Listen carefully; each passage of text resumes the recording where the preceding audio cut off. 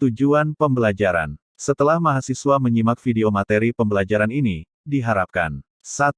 Mahasiswa dapat memahami konsep dari teori belajar bahasa konstruktivisme. 2. Mahasiswa dapat mengenal tokoh pengembangan teori belajar konstruktivisme. 3. Mahasiswa dapat mengetahui prinsip-prinsip konstruktivisme. 4. Mahasiswa dapat mengetahui konstruktivistik dalam pembelajaran. 5.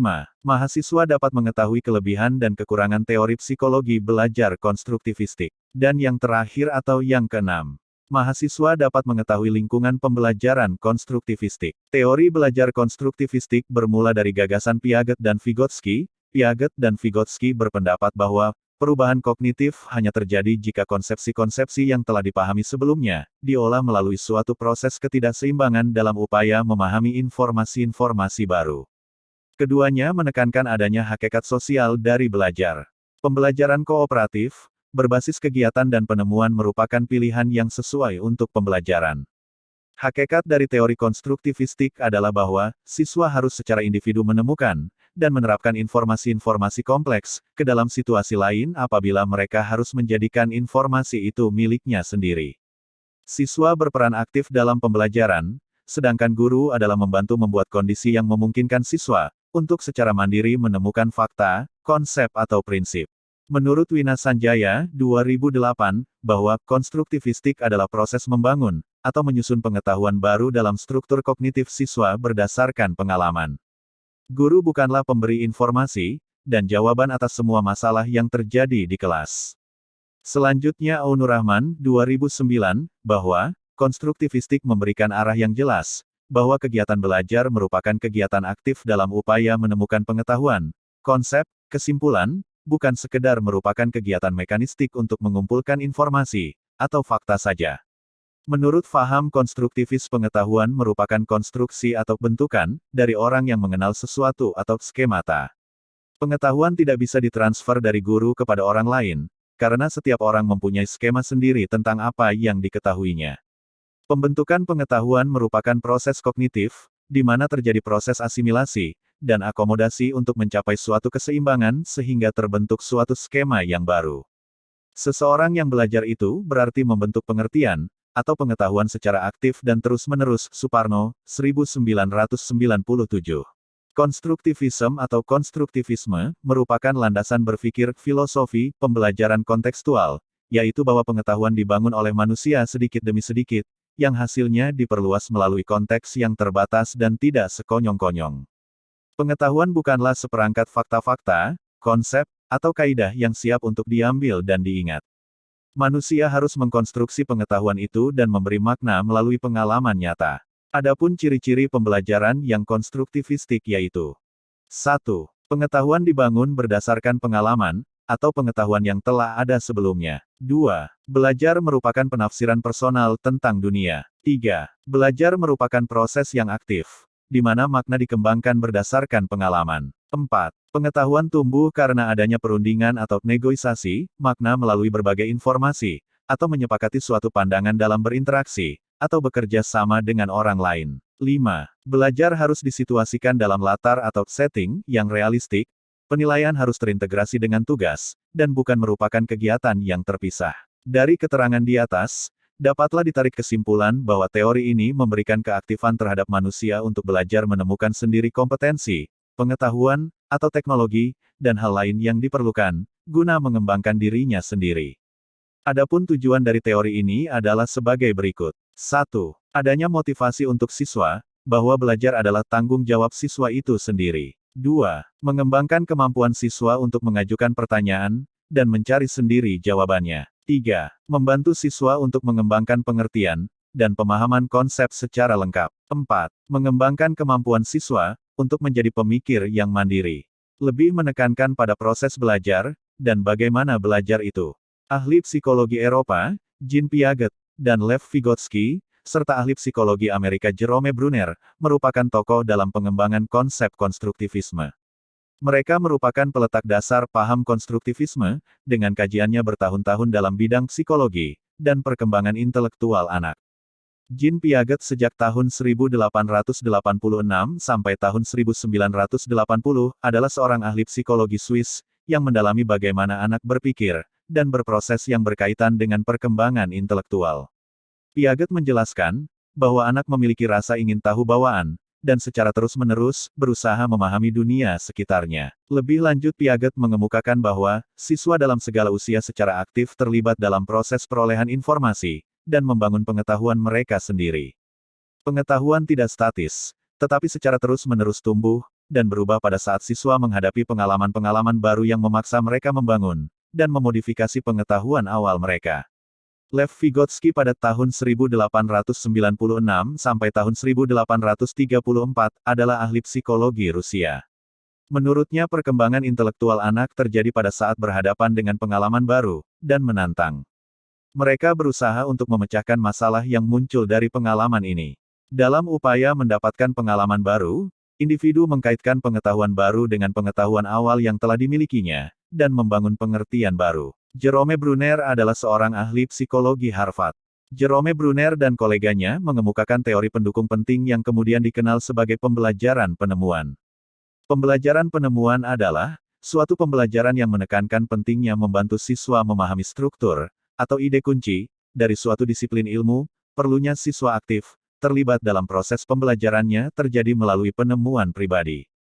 Menurut Bruner bahwa, menemukan sesuatu oleh murid memakan waktu yang lebih banyak, apa yang dapat diajarkan dalam waktu 30 menit, mungkin memerlukan 4-5 jam, yakni merumuskan masalah, merencanakan cara memecahkannya, melakukan percobaan, membuat kesalahan, berpikir untuk mengatasinya, dan akhirnya menemukan penyelesaiannya tak ternilai harganya bagi cara belajar selanjutnya atas kemampuan sendiri. Cara belajar yang terbaik menurut Bruner adalah memahami konsep, arti, hubungan, dan sampai pada suatu kesimpulan. Dengan teorinya, yaitu Free Discovery Learning, Bruner mengatakan bahwa proses belajar akan berjalan dengan baik dan kreatif jika guru memberikan kesempatan kepada siswa untuk menemukan suatu konsep, teori, aturan, atau pemahaman melalui contoh-contoh yang dijumpai dalam kehidupannya. Secara garis besar, prinsip-prinsip konstruktivistik yang diterapkan dalam belajar mengajar adalah 1. Pengetahuan dibangun oleh siswa sendiri. 2. Pengetahuan tidak dapat dipindahkan dari guru ke murid, kecuali hanya dengan keaktifan murid sendiri untuk menalar. 3. Murid aktif mengkonstruksi secara terus-menerus, sehingga selalu terjadi perubahan konsep ilmiah. 4. Guru sekedar membantu menyediakan sarana, dan situasi, agar proses konstruksi berjalan lancar. 5. Menghadapi masalah yang relevan dengan siswa. 6. Struktur pembelajaran seputar konsep utama pentingnya sebuah pertanyaan. 7. Mencari dan menilai pendapat siswa. 8. Menyesuaikan kurikulum untuk menanggapi anggapan siswa. Dari prinsip-prinsip tersebut di atas, hanya terdapat satu prinsip yang paling penting yaitu, guru tidak boleh hanya semata-mata memberikan pengetahuan kepada siswa. Siswa harus membangun pengetahuan di dalam benaknya sendiri.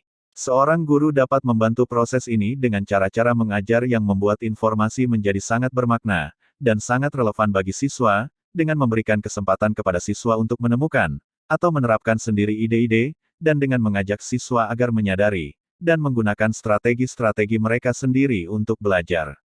Guru dapat memberikan tangga kepada siswa yang mana tangga itu nantinya dimaksudkan dapat membantu mereka mencapai tingkat penemuan. Kegiatan belajar adalah kegiatan yang aktif, di mana siswa membangun sendiri pengetahuannya. Siswa mencari arti sendiri dari yang mereka pelajari, ini merupakan proses menyesuaikan konsep-konsep, dan ide-ide baru, dengan kerangka berpikir yang telah ada dalam pikiran mereka. Dalam hal ini, siswa membentuk pengetahuan mereka sendiri, dan guru membantu sebagai mediator, dalam proses pembentukan itu. Proses perolehan pengetahuan akan terjadi apabila guru dapat menciptakan kondisi pembelajaran yang ideal, yang dimaksud di sini adalah, suatu proses belajar. Paradigma konstruktivistik memandang siswa sebagai pribadi yang sudah memiliki kemampuan awal, sebelum mempelajari sesuatu. Kemampuan awal tersebut, akan menjadi dasar dalam mengkonstruksi pengetahuan yang baru.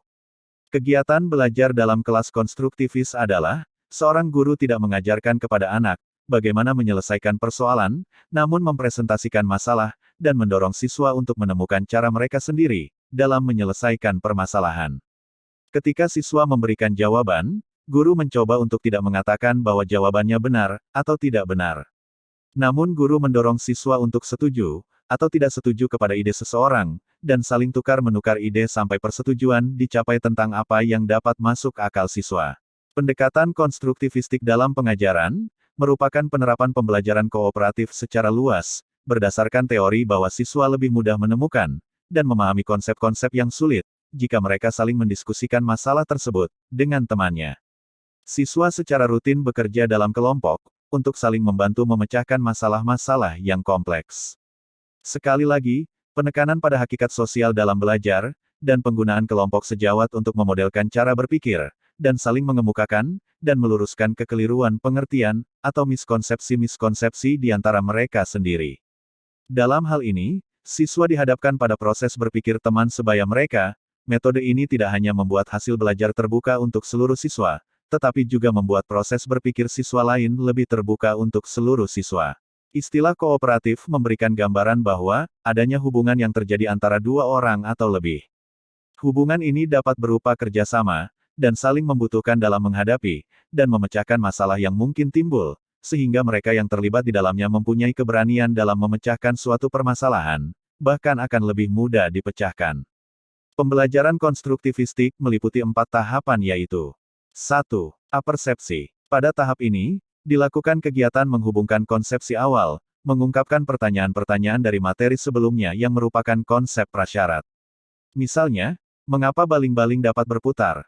2. Eksplorasi. Pada tahap ini, siswa mengungkapkan dugaan sementara terhadap konsep yang mau dipelajari. Kemudian siswa menggali, menyelidiki, dan menemukan sendiri konsep, sebagai jawaban dari dugaan sementara yang dikemukakan, pada tahap sebelumnya, melalui manipulasi benda langsung. 3. Diskusi, dan penjelasan konsep. Pada tahap ini, siswa mengkomunikasikan hasil penyelidikan, dan temuannya. Pada tahap ini pula, guru menjadi fasilitator dalam menampung, dan membantu siswa membuat kesepakatan kelas, yaitu setuju, atau tidak, dengan pendapat kelompok lain serta memotivasi siswa mengungkapkan alasan dari kesepakatan tersebut melalui kegiatan tanya-jawab. 4. Pengembangan, dan aplikasi. Pada tahap ini, guru memberikan penekanan terhadap konsep-konsep esensial, kemudian siswa membuat kesimpulan melalui bimbingan guru, dan menerapkan pemahaman konseptual yang telah diperoleh melalui pembelajaran saat itu melalui pengerjaan tugas. Pada dasarnya tidak terdapat pendekatan, strategi, metode, gaya atau pola mengajar yang paling baik untuk semua materi pelajaran, yang ada adalah sesuai atau tidak dengan materi pelajaran pada waktu dan kondisi pelaksanaannya. Oleh karena itu guru diharapkan menguasai berbagai macam pendekatan, strategi, metode, gaya atau pola mengajar sebab setiap pendekatan, strategi, metode, gaya atau pola mengajar memiliki kelebihan dan kekurangan. 1. Kelebihan. Adapun kelebihan dari pembelajaran berdasarkan konstruktivistik adalah sebagai berikut. A. Memberikan kesempatan kepada siswa untuk mengungkapkan gagasan secara eksplisit dengan menggunakan bahasa siswa sendiri, berbagi gagasan dengan temannya, dan mendorong siswa memberikan penjelasan tentang gagasannya. B. Memberi pengalaman yang berhubungan dengan gagasan yang telah dimiliki siswa atau rancangan kegiatan disesuaikan dengan gagasan awal siswa agar siswa memperluas pengetahuan mereka tentang fenomena dan memiliki kesempatan untuk merangkai fenomena, sehingga siswa terdorong untuk membedakan dan memadukan gagasan tentang fenomena yang menantang siswa. C. Memberi siswa kesempatan untuk berpikir tentang pengalamannya. Ini dapat mendorong siswa berpikir kreatif, imajinatif, mendorong refleksi tentang model dan teori, mengenalkan gagasan-gagasan pada saat yang tepat. D. Memberi kesempatan kepada siswa untuk mencoba gagasan baru agar siswa terdorong untuk memperoleh kepercayaan diri dengan menggunakan berbagai konteks, baik yang telah dikenal maupun yang baru dan akhirnya memotivasi siswa untuk menggunakan berbagai strategi belajar. E. Mendorong siswa untuk memikirkan perubahan gagasan mereka setelah menyadari kemajuan mereka serta memberi kesempatan siswa untuk mengidentifikasi perubahan gagasan mereka. F. Memberikan lingkungan belajar yang kondusif yang mendukung siswa mengungkapkan gagasan, saling menyimak, dan menghindari kesan selalu ada satu jawaban yang benar. 2. Kekurangan. Adapun kekurangan dari pembelajaran berdasarkan konstruktivistik adalah sebagai berikut. A. Siswa mengkonstruksi pengetahuannya sendiri, tidak jarang bahwa hasil konstruksi siswa tidak cocok dengan hasil konstruksi para ilmuwan sehingga menyebabkan miskonsepsi. B. Konstruktivistik menanamkan agar siswa membangun pengetahuannya sendiri. Hal ini pasti membutuhkan waktu yang lama dan setiap siswa memerlukan penanganan yang berbeda-beda. C. Situasi dan kondisi tiap sekolah tidak sama, karena tidak semua sekolah memiliki sarana prasarana yang dapat membantu keaktifan dan kreativitas siswa. D. Ketidaksiapan murid untuk merancang strategi, berpikir dan menilai sendiri pengajaran berdasarkan pengalamannya sendiri. Tidak semua murid mempunyai pengalaman yang sama, masalah ini kadang menyebabkan aktivitas pengajaran menjadi tidak bermakna bagi siswa. Dalam konstruktivistik, terdapat 5 unsur penting dalam lingkungan pembelajarannya, yaitu 1. Memperhatikan dan memanfaatkan pengetahuan awal siswa. Kegiatan pembelajaran ditujukan untuk membantu siswa dalam mengkonstruksi pengetahuan. Siswa didorong untuk mengkonstruksi pengetahuan baru, dengan memanfaatkan pengetahuan awal yang telah dimilikinya. Oleh karena itu, pembelajaran harus memperhatikan pengetahuan awal siswa, dan memanfaatkan teknik-teknik untuk mendorong siswa agar terjadi perubahan konsepsi pada dirinya. 2. Pengalaman belajar yang bermakna. Segala kegiatan yang dilakukan di dalam pembelajaran dirancang sedemikian rupa sehingga bermakna bagi siswa. Oleh karena itu minat, sikap, dan kebutuhan belajar siswa benar-benar dijadikan bahan pertimbangan dalam merancang dan melakukan pembelajaran. Hal ini dapat terlihat dari usaha-usaha untuk mengaitkan pelajaran dengan kehidupan sehari-hari, penggunaan sumber daya dari kehidupan sehari-hari, dan juga penerapan konsep. 3. Adanya lingkungan sosial yang kondusif. Siswa diberi kesempatan untuk bisa berinteraksi secara produktif dengan sesama siswa, maupun dengan guru. Selain itu juga ada kesempatan bagi siswa untuk bekerja dalam berbagai konteks sosial. 4. Adanya dorongan agar siswa bisa mandiri. Siswa didorong untuk bisa bertanggung jawab terhadap proses belajarnya. Oleh karena itu siswa dilatih dan diberi kesempatan untuk melakukan refleksi dan mengatur kegiatan belajarnya. 5. Adanya usaha untuk mengenalkan siswa tentang dunia ilmiah. Sains bukan hanya produk, fakta, konsep, prinsip, teori, namun juga mencakup proses dan sikap. Oleh karena itu pembelajaran sains juga harus bisa melatih dan memperkenalkan siswa tentang kehidupan ilmuwan. Sekian materi teori belajar bahasa konstruktivisme. Materi selanjutnya, pendekatan, metode, dan teknik belajar bahasa. Jangan lupa subscribe, like, dan komentar di kolom komentar YouTube mengenai hal-hal yang belum dipahami. Terima kasih.